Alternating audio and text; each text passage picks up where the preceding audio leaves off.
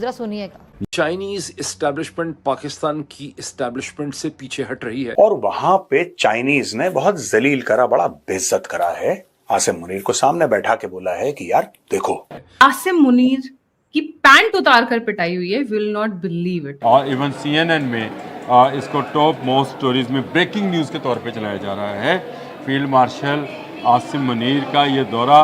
Chinese establishment Pakistan की establishment के साथ अपने रिलेशनशिप को डाउनग्रेड कर रही है, कर चुकी है।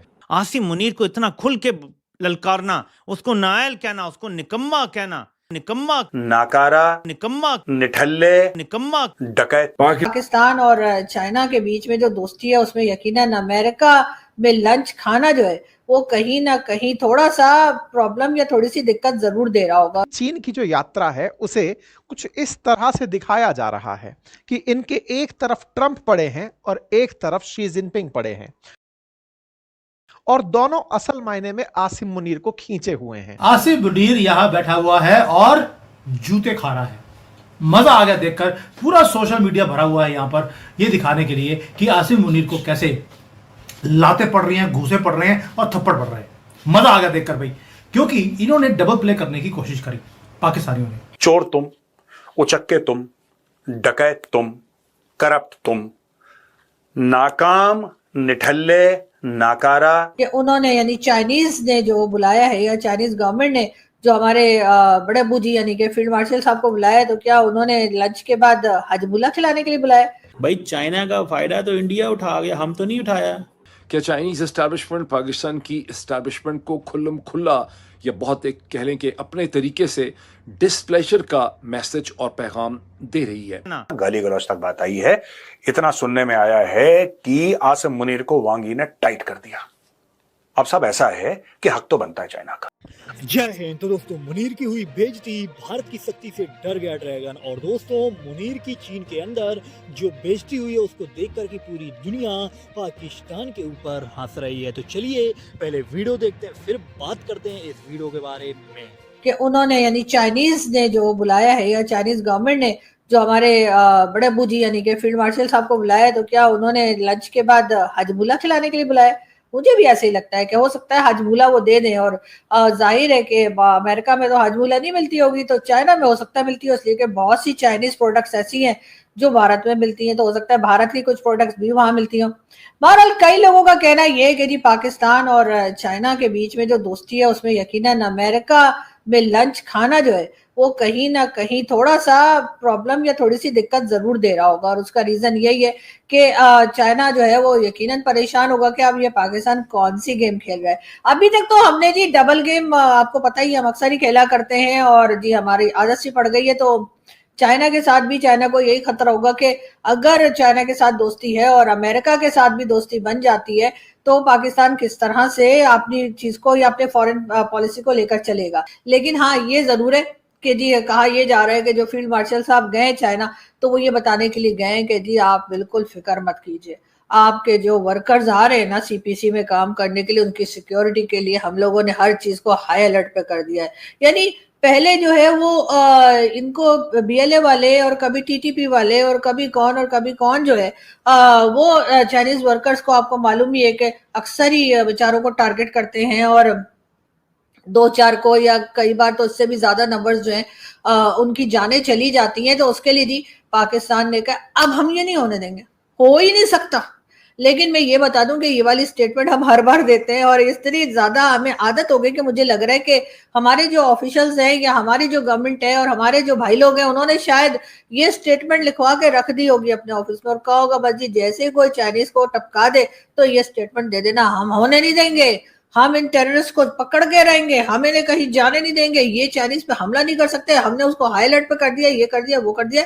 यही बातें सुन सुन के मुझे लग रहा है चाइनीज गवर्नमेंट जो है उनके भी कान पक गए होंगे और पक के अभी गिरने वाले होंगे कि उन्होंने कहा होगा इनको बुला लो और इनसे पूछो कि भैया ये बताओ कि अमेरिका में जो है वो जो आप रोटी खाकर आए हो, जो आप लंच करके आए हैं, तो उस बीच में बात क्या हुई? क्योंकि जाहिर है कि ऐसा तो हुआ नहीं होगा कि डोनाल्ड ट्रंप ने फ्री में रोटी खिला दी और कोई डिमांड नहीं की। हो सकता है उन्होंने कहा कि जी अगर हम ईरान पे अटैक करेंगे तो आपने एकदम खामोश रहना है, और अगर हम मतलब इजराइल को आपसे कहें कि इजराइल को आप तस्लीम कर लीजिए तो फिर कर लीजिएगा। लेकिन क्या बात हुई है पता नहीं। लेकिन पाकिस्तान ने क्या सोचा था कि पाकिस्तान के जो फील्ड मार्शल साहब हैं, यानी जो सबसे ऊपर की पोस्ट, वैसे मैं इन्हीं को समझती हूँ, वैसे कहा तो ये जाता है कि ये गवर्नमेंट के अंडर होती है, इनकी जो इंस्टीट्यूशन है वो गवर्नमेंट के अंडर होती है, हर चीज ये गवर्नमेंट से पूछ के करते हैं, लेकिन होता उल्टा है, ये तो सभी जानते हैं, ठीक है ना। तो इसलिए मुझे उस बहस में पढ़ने की जरूरत ही नहीं। वैसे ही मैं, आपको पता है, कभी मेरा चैनल बंद करते हैं तो कभी कुछ, कभी मेरा बैंक बंद कर देते हैं, कभी क्या कर देते हैं। तो इसलिए मैं ये बता रही थी कि इन्होंने सोचा होगा कि जी ये जाएंगे और ये लंच खाएंगे, तो उसके बाद क्या सोचा कि चाइना क्या कहेगा, सरदार, यानी कि चाइना जो इस वक्त हमारा सरदार है, सबसे ज्यादा पैसा तो इस वक्त चाइना का ही यहाँ पर सीपीसी में लगा हुआ है, और अभी हम और उम्मीद लगा रहे हैं कि चाइना अभी हमें और पैसा देगा, और देना भी चाहिए चाइना को, क्योंकि जाहिर है वो सीपीसी को फ्री का तो बनेगा नहीं, ठीक है ना। और उसमें अगर 2-4 लोग उड़ भी गए तो इतना बड़ा प्रोजेक्ट, अगर उसके लिए कुछ लोग यानी चाइना से आके यहाँ शहीद भी हो गए, तो उसमें मेरे ख्याल चाइना को इतना बुरा नहीं बनाना चाहिए। और वैसे भी हम तो खुद दहशतगर्दी की जद में, आपको तो पता ही है, हमारे तो कई लोग, हमारे तो डॉक्टर कमर चीमा कितनी बार कहते हैं कि हम तो खुद विक्टिम हैं, और हम तो खुद टेररिस्ट जो है वो यहाँ पर हमें जो है ढूंढते फिर रहे हैं कि कहाँ है, और उसके बाद कितनी बार वो ये बातें कर चुके हैं। लेकिन फिर भी पाकिस्तान ने क्या सोचा था कि अमेरिका में जाकर लंच किया जाएगा, यानी हाई प्रोफाइल्स जो हैं, यानी कि जो मुल्क को चलाते हैं या मुल्क को जो भी करते हैं, या वो तो आप लोग जानते ही क्या करते हैं, लेकिन ये कि वो जाकर अमेरिका में लंच करेंगे, और चाइना क्या कहेगा, चाइना हमारा सरदार है, वो क्या कहेगा, सरदार बड़ा खुश होगा, शाबाशी देगा, जी नहीं, सरदार बुलाएगा और पहले तो हजमुल्ला की गोली देगा, और उसके बाद कहेगा कि अब बताओ बेटा कि क्या हो रहा है।